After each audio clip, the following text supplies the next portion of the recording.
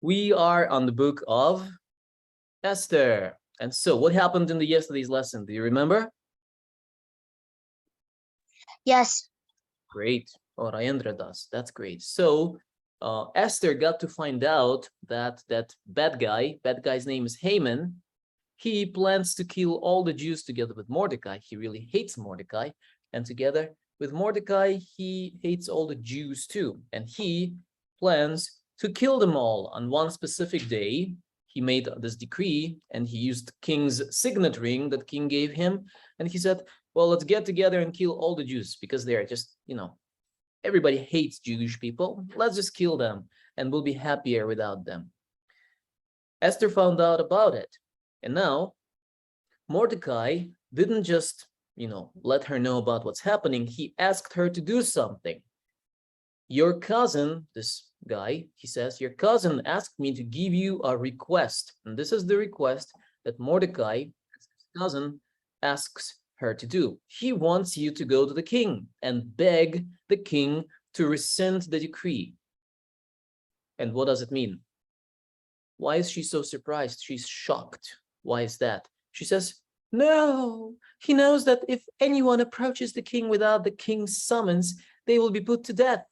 Yes, you cannot just go and approach the king. You need to follow certain rules if you want to talk to the king. If you do just approach him, you might die. And this is why she says it's going to be equal to me dying, or I might die. It's very risky. She says, I'm no exception. Even though she's the queen, she cannot just go and talk to the king whenever she wants to. There are certain rules.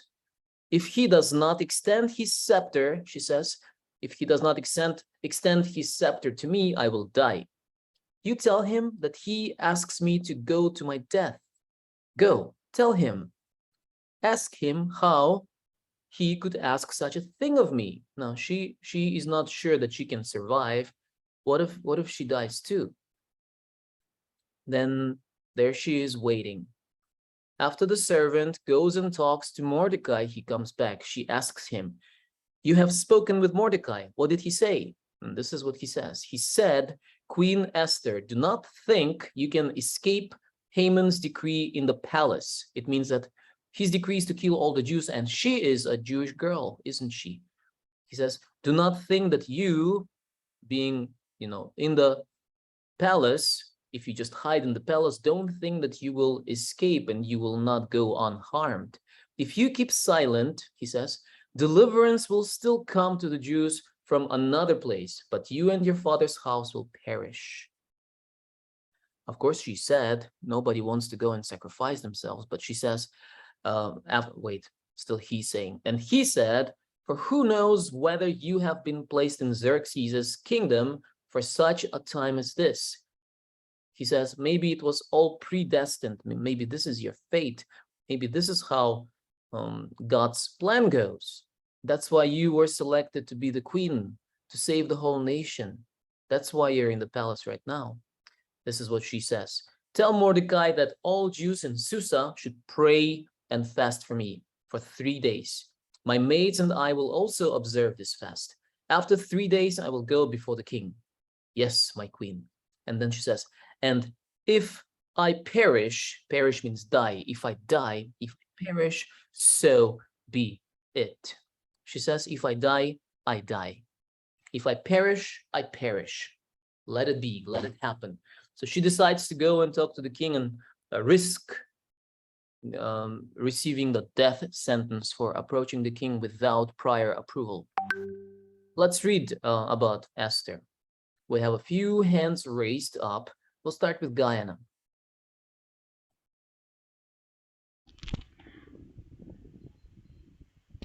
For a time like this, when Mordecai heard about the king's order to kill every Jew in Babylon, he tore his clothes in despair. As the message spread from town to town, the Jews fasted and wept. At first, Esther didn't know about the king's order, so she sent her assistant to find out from Mordecai what all the fuss was about. Mordecai sent back a message asking her to beg the king to have mercy on her people. Esther was afraid of going to the king because, by law, anyone who went to speak to him without being invited could be killed. But Mordecai said to her, "If you keep quiet at this time, God will use someone else. And who knows, maybe you were made queen for a time like this." Such a time like this, yes. So now let's talk about this very interesting topic. It's called coincidence or fate. Is there such a thing as coincidence? Is there such a thing as fate or destiny? Some people might say it. We have a few hands raised up. And Abhishek, will you read for us today, please? Okay, so do things just happen by chance, or is there a plan of purpose of everything in life? If you were to throw a tennis ball into a crowd of people, one is likely to get hit, and that person may ask, "Why me?"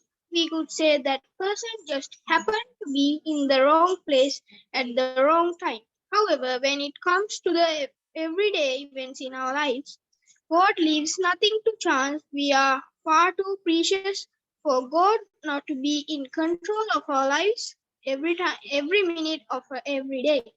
Esther was in the right place at the right time. God had everything under control when King Nebuchadnezzar brought her people from Jerusalem to Babylon. God planned that King Xerxes would banish Queen Vashti when she refused to appear before him. God made sure that the king wanted a new queen and that Esther was chosen. Then God used Mordecai, Esther's cousin, to tell her exactly what to do. When you live close to God, nothing can go wrong with God's perfect plan for your life. Thank you, Abhishek. Let's read the verse for today first together. Ready, go. The Lord Almighty It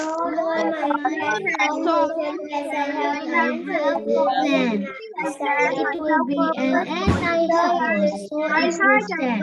Isaiah 14, verse 24. Isaiah 4:24.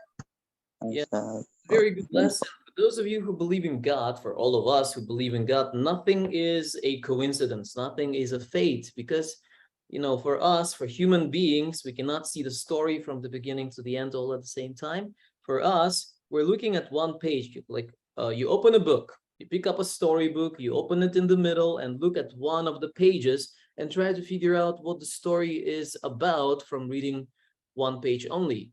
Can you do that? Nobody can do that. You can never know what the story is about. And that's why when we look at certain things happening in our lives, they may be bad, they may be good, they might sound like a coincidence, they might look like a coincidence or fate, but they're not. Because there is the author of the book, there is a writer, one who writes the story, and we are not the writers of the story. Just like Esther, a lot of things happened in her life. She was orphaned, right? She didn't have a mother or a father. She was raised by her cousin. She was separated from her cousin for the training because she was, you know, pretty. Being pretty is nice, but she was taken from her cousin for the training, and then she was, well, she was selected the queen. That's great. She went through a lot of difficulties. She could have asked, why is this happening to me? Why do bad things happen to a good person like me? We do not know why, but once you get to know the whole story from the beginning to the end, suddenly you understand how it's been all orchestrated. Orchestrated, you know, the person who controls the orchestra, what are they called? Conductor, right? Conductor, he conducts the orchestra and all the instruments follow his commands when he moves his hands like that. Or the choir sings when he moves his hands like this, the conductor. God orchestrates things in our lives, the events in our life, things that happen to us. They might seem bad to us, they might seem good to us, but it's all for a certain purpose that we do not understand yet. One day, we will see it clearly, like the story that you finish reading. You know, some books are really interesting, and the most interesting part is at the end, where it all makes sense. Have you read those kind of books? Or maybe you've seen those kind of movies. You watch it, and it doesn't make sense until the very end, where like, oh, that's what it was all about. There are books like that. And our life is like that. At the end, it will all make sense. Right now, we don't understand why bad things happen to good people. Esther was one of them. Why do I have to, risk my life? She probably was thinking.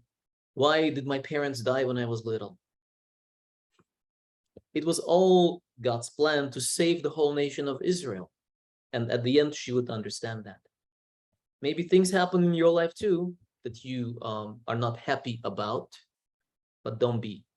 Trust God, okay? His plan is perfect for you. And because of you, many people actually might be blessed. Harida? Okay, let me stop the